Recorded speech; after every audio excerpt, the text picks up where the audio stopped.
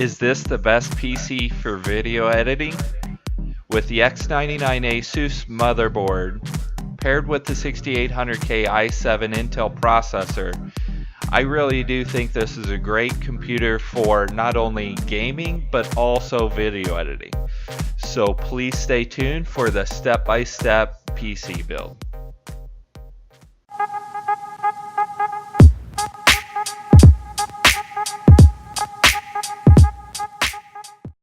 So to kind of go around the table, what I've got here is I've got an i7 6800K, the Asus X99A2, a DB Power LED backlight gaming keyboard, non-mechanical. I've got a 16 gig kit of the white and black DDR4 3200 Trident Z by G.Skill, Fractal Design Define S, and the For the Win Edition GTX 1070 by EVGA, 3TB standard hard drive, a 240 gig SSD by PNY, an AX760 Corsair, Kraken X61 for water cooling. Alright guys, so within your case usually you'll have some various screws and such in either a box or bag. Fractal Design includes all these in their box. That's got everything from your standoffs for your motherboard to different screws for your hard drives, and in this case it's for also you have your reservoir brackets for inside, because this is a case designed for water cooling. So we're going to go ahead and take off the side of this case, get right on into the inside of it, and then we're going to drop this on down. Oh, first we'll actually go ahead and take off our back side, just so we don't have to take that off later. We'll just be ready. Pretty easy to get into this case is, and very easy build-in. Main reason I picked it up. So after we get into things here on this case, all your ATX holes are already marked. So what we can do is just go ahead and get our standoffs put in place to match up to all those marks. Everything on this case is marked with an A, so we can quickly just start going in and putting our standoffs for our motherboard in.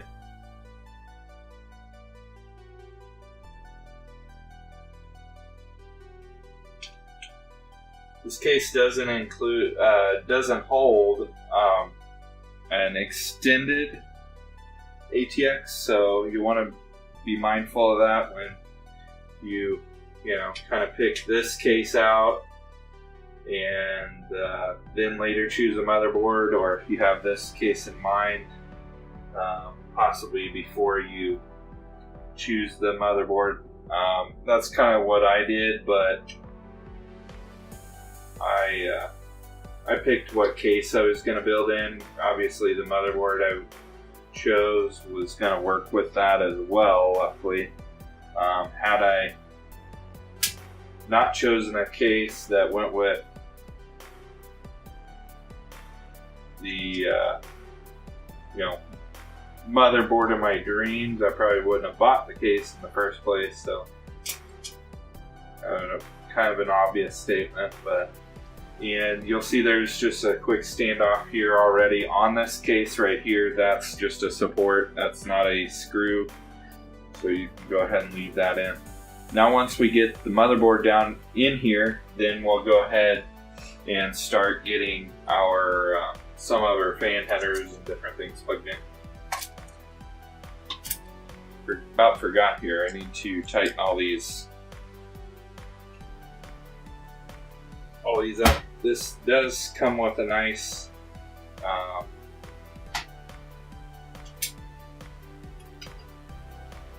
little tool here. Actually, it fits over your heads. You can see that there. Fits over your standoffs, but it's got a Phillips head on this side, so you can use that to help tighten those down. You want to be careful not to strip out your holes, or else you'll be in quite a bit of trouble. So go ahead and tighten all those down so that they don't come loose if you tighten everything down real good and then try to take out your screws later that you might loosen these with it. So one of the very first things you want to do after you get those standoffs in there is to put your I/O shield on, because if you don't do that, you will have to take that motherboard right back out that you just installed, and I'm sure you're not gonna enjoy that too much, putting it in twice. Maybe you will. Maybe it's a guilty pleasure or something. I don't know.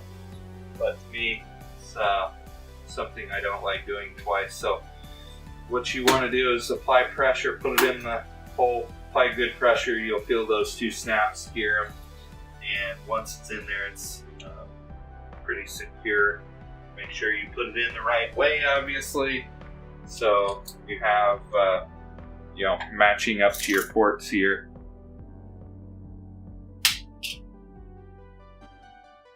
So let's put the motherboard in.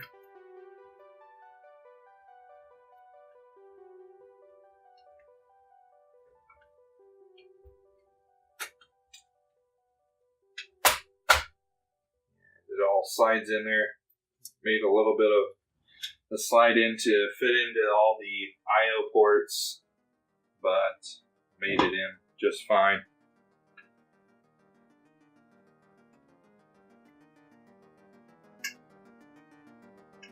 So we're gonna get all these screws put in. I start on my four corners just to get things secure, and then I start working on all the more centralized screws. No certain science to it. Just mostly really excited to bring this to you guys.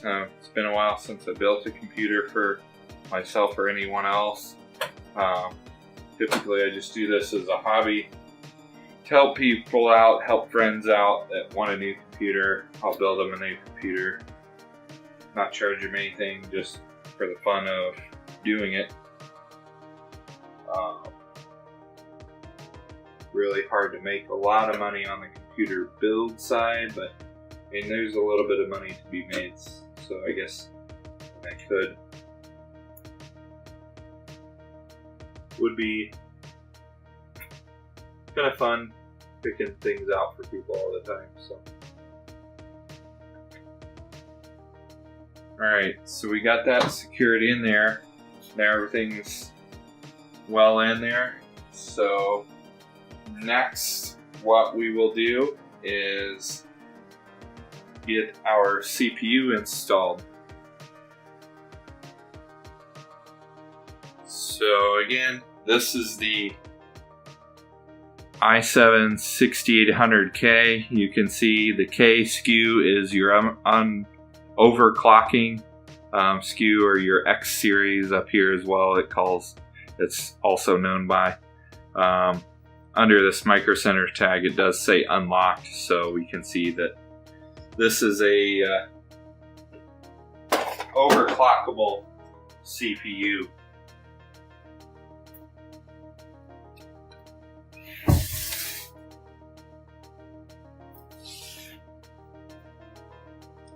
That's one thing you have to be careful of. If you're buying a CPU and you want to do overclocking, that you get the right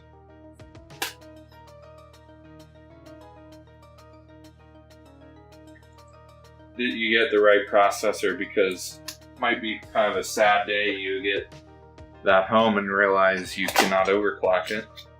Some of you might not want to overclock and may not want to pay for the extra, which is fine as well. And so it's wise to know that, so you don't overpay for what you want. So inside, if you've never opened a box for a CPU, you've got your CPU inside. You've got your installation instructions plus a nice little sticker for put on your case if you want the i7 sticker on your case.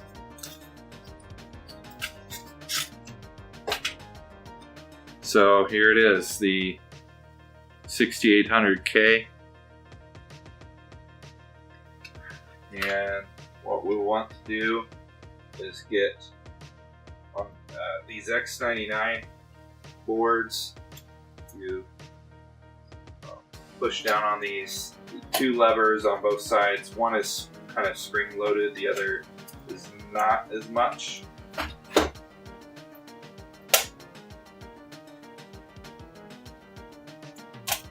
So you can leave that CPU cover installed. Once you push this down in there, you'll see that it will click on in. You never really want to handle the CPU by the top.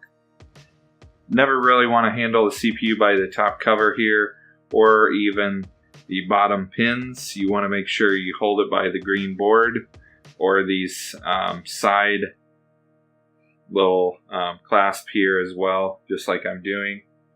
But to not hold it too long or too much, if you pay attention to the side corner here, there is a little arrow, and that arrow is designed to point down to the bottom corner of your motherboard as well.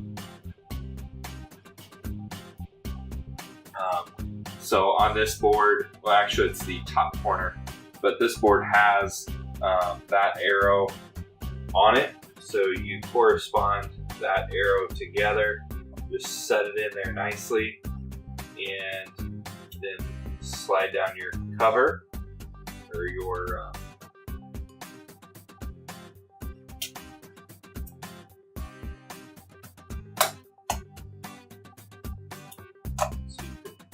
push this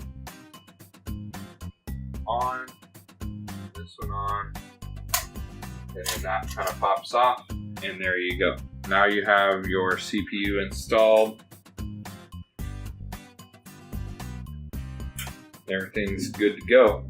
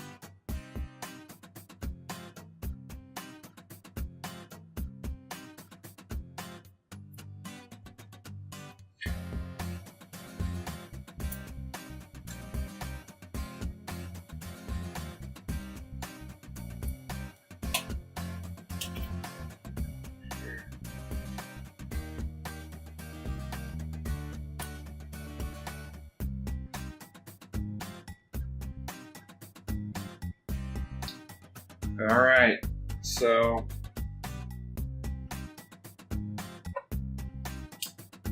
now we can begin installing our Kraken. Oh, actually, I'm going to go ahead and install the power supply. Power supply would be the best to go ahead and get in there.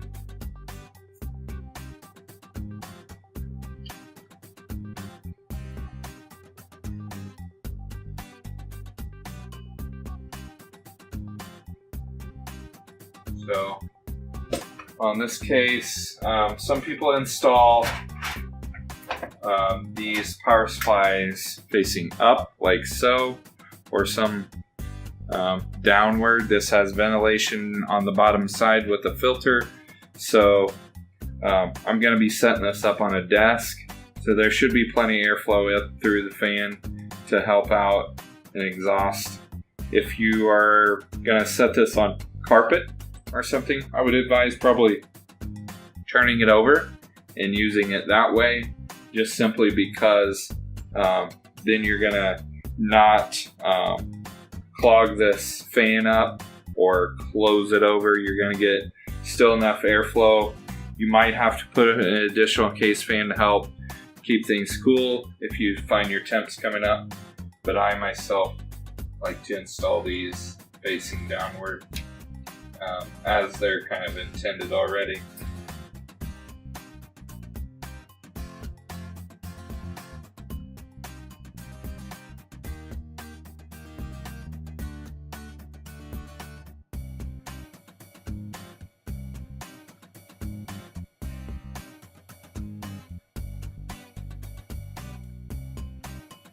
Get the cracking with our cracking. So I opened this up last night to take a look, to make sure I had everything in here. No missing parts before I started.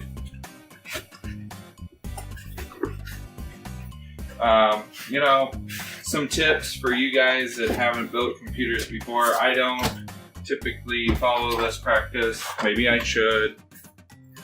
Some of you haters out there might tell me I should, but some people actually set these out on their desk and plug in the power supply, plug everything in to do a post test before they get it all in their case. You know, I've got a little bit of time. I have fun doing this, so if I for some reason find that I had a manufacturer default or something, you know, I have to take it all apart, and that's the bad thing about it. But you know,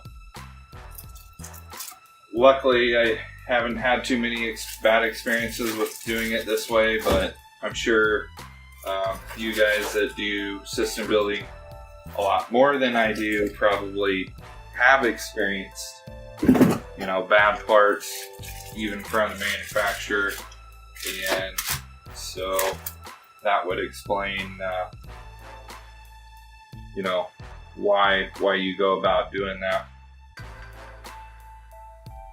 Alright guys, so just took a little bit of time here to go through what I'm gonna do. This is my first AIO cooler, so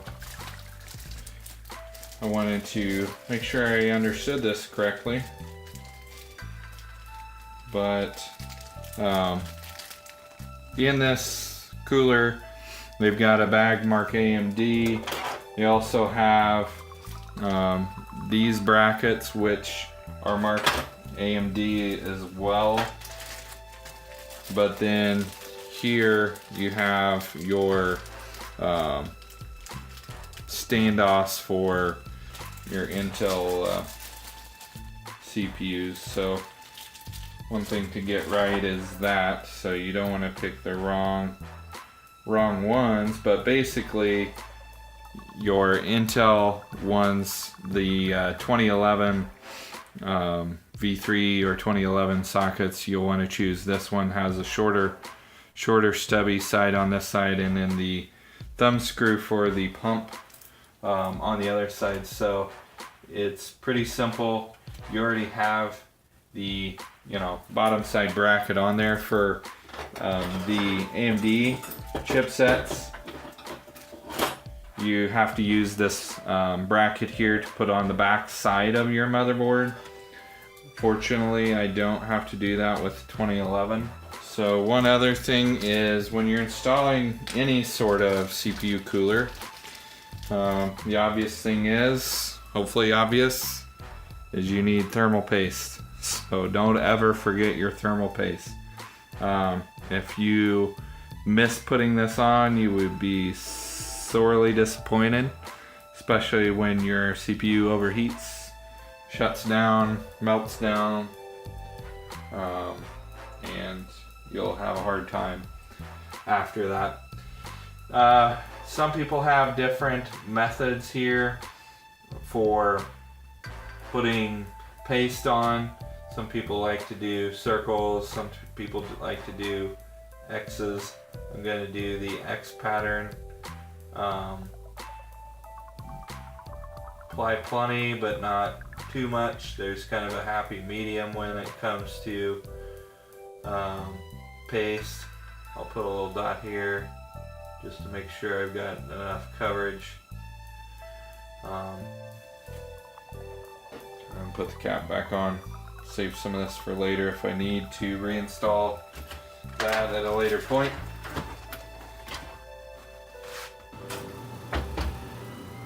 On the NZXT Kraken here, it already has the proper bracket for the Intel 2011 chipset on it, so we don't have to do too much to it. But again, if you have a different size chip or chipset or socket, and if you have you know, an AMD or something like that, you have to put a different bracket right here, which comes in the box.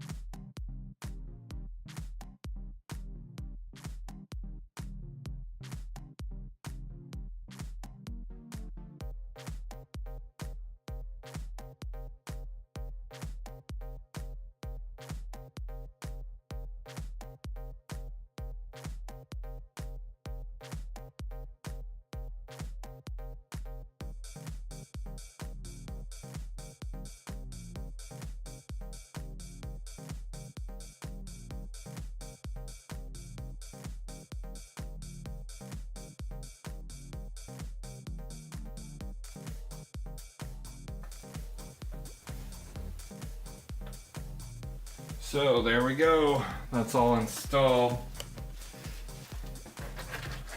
Again, these come off, so you'll, after I tip this up, you'll be able to see that you got a little bit of a gap. I'm not really sure I like that, but you know, that's how this particular one installs on the top here, so not much I can do about that. But as long as you've got good positive pressure, you're going to keep you know, all that airflow going out, and that's one of the main things about case fans and everything else. You want to stay positive there. You want to keep all your positive pressure. That helps keep all that dust out. You're not if you've got negative pressure, that's going to help suck dust in, and then you're going to have to clean your motherboard out a lot more often. Alright, so I'm gonna pull some of these cables out of the way. So I kind of chose a black and white theme. I started doing some cable sleeving for the power supply and modular cables. I did one or two of my kind of so-called extra cables I'm not gonna be using. I've got extra PCIe cables I kind of played around with. But I'm gonna wait to do that all over. I'm gonna just get this going first, and then later on I'll bring you guys a maybe a sleeving video or something. If you guys put some comments down below and tell me what you guys think, if you want to see some sleeving. So one thing to be careful about, you've got certain slots marked with certain, what you want to do is make sure you get those in their proper spot. So I'm going to check on the book. It tells you installation order of your RAM sticks. You don't get things in the wrong order. You'll either not have things boot up or something of that nature. So according to the book here, recommended configurations is B1 and D1, so your not your first two inners, but your second inners. So we'll do that. But this is the G.Skill Trident Z series. It's got a pretty beefy heat sink on these RAM sticks, so that'll help us if we're overclocking and stuff. But also it's got a cool color, the white and the black theme to it. I didn't want, I mean, they've got, you know, a lot of the RGB style RAM kits now, but I wasn't too keen on that. One thing to note is on this motherboard, you put in the one side, also your slot here on that stick has to match up with that slot. There's only one way you can put this in. So you put your RAM stick down on the one side, get it going on the other. You'll hear that click. You may have just heard it if I wasn't talking too much. Got our 16 gigs of RAM in there. I didn't really feel like I wanted to go full quad channel yet. I'll do an upgrade later in time. When I get a little bit more money, I can put the, you know, 2 more of these 16 gig sticks just like this. And one thing about it, you want to make sure you put all the same size sticks, all the same speeds, even preferably the same model and manufacturer. They will work. I've used them before where they're not all the same manufacturer and model, same speed obviously, or else things will not work very well for you. Okay, so we've got all that in. Now we'll move around to the back side of the case and get our hard drives installed.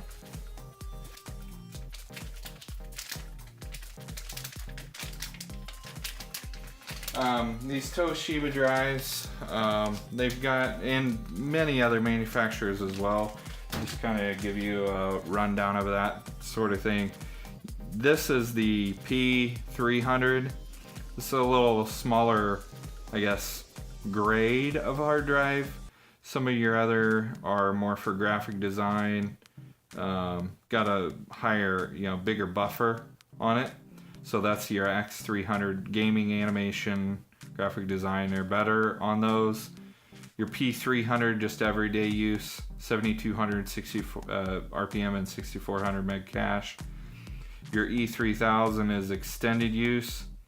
They're slower speed, so it's obviously gonna get more life out of it, and a lower cache, or same size cache, but they should last longer. They're just not gonna be as higher performing. Your everyday is kind of that mid tier, and then the X300 is your top line, your black editions.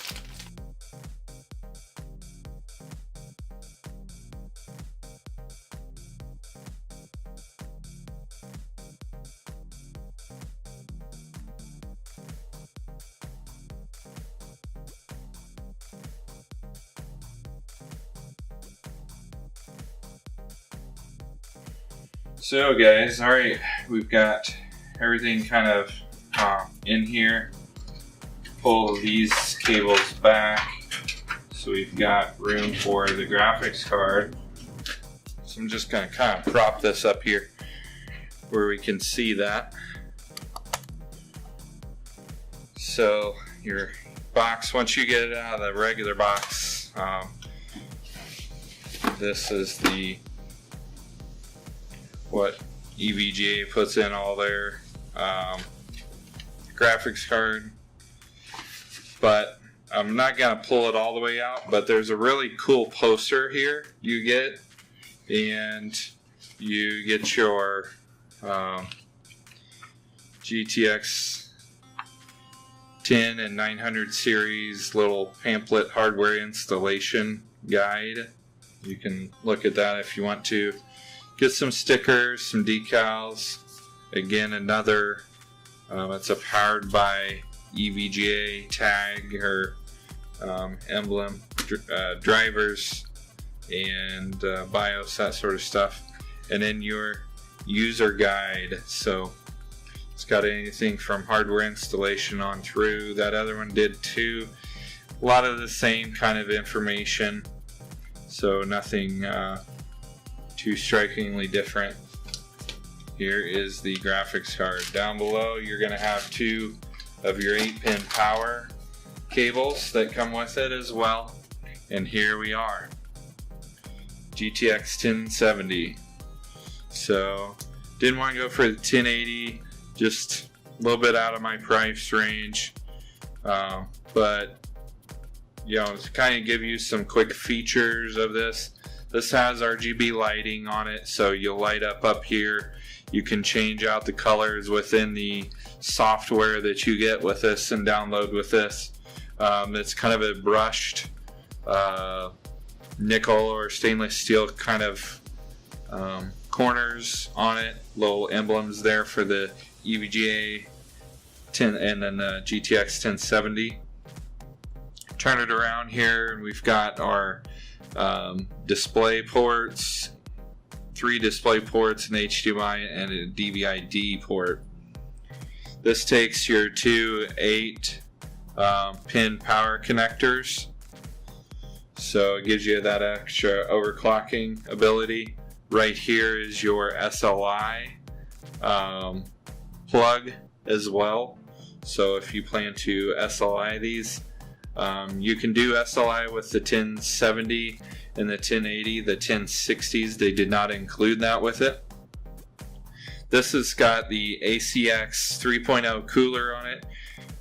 There has been some complaints about, and not really a recall, but some complaints about some of the thermal pads on here. I'm not for sure if this card has that issue or if they've corrected it since then. EVGA has had it with any of the ACX 3.0 style cooler cards, so it's going to be 1070, 1080. I don't think on the 1060s they have them, but it's going to be your For the Win edition and your super clocked edition, and also your classified, I believe. I can't remember on the classified, but at least the super clocked and the For the Win editions. So without further ado, we're gonna get right on into the installation here, guys.